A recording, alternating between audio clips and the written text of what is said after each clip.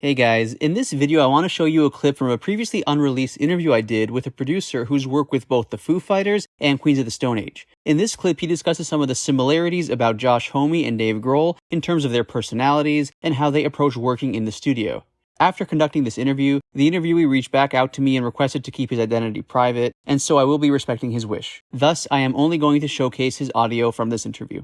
Considering Josh and Dave are such, good friends, did they ever come together for any projects? Like, did you ever see them at the same time? On one of the Queen's records, Dave played drums on, though. Yeah. So I think that there was some of that. But never them together in the studio at the same time. I've never had the privilege of witnessing them together. Except for on stage, I think, a few times. So between the two of them, who's funnier, Josh or Dave? Oh, I don't know, man. They're almost like, they could be like the same person sometimes. I feel like they came out of the same womb at they could be twins. They're different, but they have a certain similar energy, Like I said, all these rock stars we work with, there's like a rock star gene. And it has to do with just having an immense amount of energy. They're like, just if you could bottle up energy, that would be them. Do you have any funny stories of Dave Grohl? All right. So I can think of the first time I met Dave Grohl.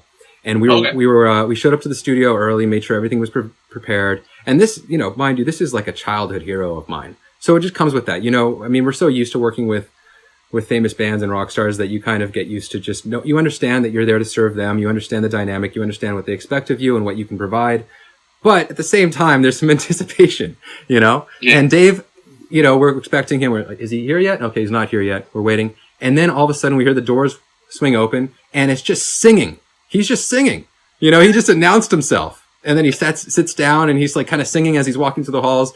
And, I don't know if that's funny or not, but it just like, that basically just was the beginning of our whole dynamic with him. It's just full of life, full of energy. And it's just, I couldn't have dreamt it any different, or any better. It was just so fun to work with those guys and the whole band really, they're just a bunch of rock stars that just are great hang. And, they all hang out together. They're all there to support they probably don't all need to show up for the mastering, but they do anyway, because it's important to them, and, they're all there to support each other through it, making sure that they're putting out what they expect to put out for everybody involved, so, what a beautiful thing. And just to witness that and be a part of it.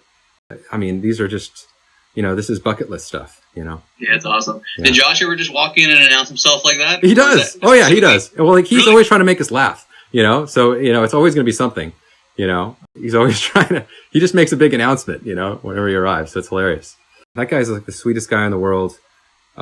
Just tons of energy. These rockers, they just light up the room whenever they walk in the room. They got so much energy. It's like their own breed of person, there's a special type, I saw it in Steven Tyler too. Steven Tyler has more energy than a 17-year-old.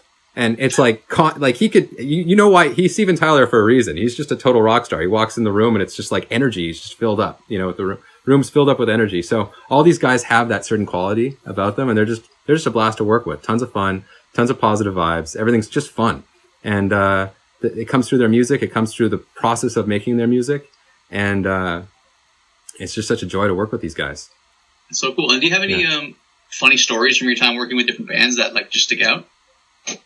Yeah, I do. Name a band. Queens of the Stone Age. All right. Well, let me think about that. Josh kind of always likes to crack us up. He always is trying to figure out ways to make us laugh and almost to kind of keep us on our toes.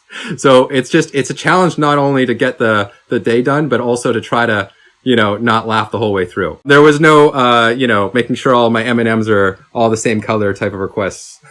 These guys are cool. They're down to earth, they know that we just got to get the job done, and it's just a joy to work with, So we worked on this band called the Mini Mansions, and the bass player of Queens was in that band, and then somehow we just got the opportunity to kind of audition for a Queens record, and Josh loved what we came up with, and kind of just happened organically for that reason. And that's how we ended up working with Dave Grohl with the Foos. They're all in the same management, so we get to work with the same management company on both those projects. So yeah, that kind of just happened organically just through, people in the band and everybody kind of knowing everybody else.